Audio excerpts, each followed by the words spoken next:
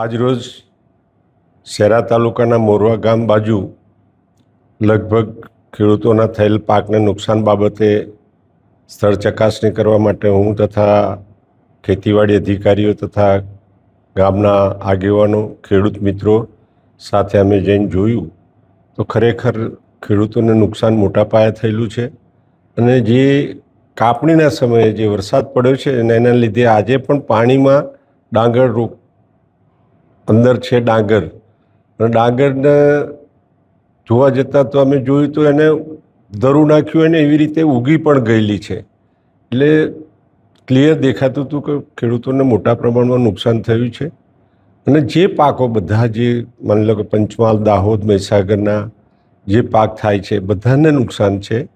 એટલે મેં તો અમારા તમામ અધિકારીઓશ્રીને સૂચના આપી છે, ડીડીઓશ્રીને સૂચના આપી છે કે આ બાબતે ખૂબ જ ઝીણવટપૂરી રીતે તપાસ થઈ અને ગરીબ ખેડૂતોના જેટલો બેનિફિટ મળે એટલો બેનિફિટ અપાવવા માટેનો પ્રયત્ન કરવાનો, કોઈ ખોટું ના કરે એની પણ ધ્યાન રાખવાનું. અને અધિકારીઓ પોતે સર્વે કરે છે અને હવે તો સરકાર પણ દરેક વસ્તુ જોવે છે કે કોના ખેતરમાં શું પાક કર્યો છે. સેટેલાઇટ દ્વારા પણ ચકાસણી થતી હોય છે એટલે ખોટું થવાનું કોઈ શક્યતા જ નથી. પરંતુ જે રીતે ખેડૂતોનું નુકસાન થયું છે એ પ્રમાણે જોતાં તો લગભગ અમારા શહેરા તાલુકાની જે ડાંગરનો પાક છે 11,000 હેક્ટરમાં પાક કરેલો છે.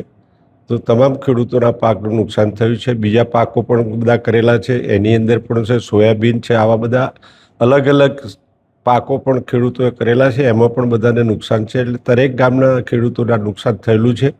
એના અનુસંધાનમાં આજે મુલાકાત લેતા મને પોતાને પણ લાગ્યું, ખેડૂતો તરફથી પણ રજૂઆત હતી કે જે ઘાસચારો જોઈતો હતો એ ઘાસચારો પણ પલળી ગયો છે. ડાંગરનો પાક નીકળતો હતો એ પણ અત્યારે બંધ થઈ ગયો છે.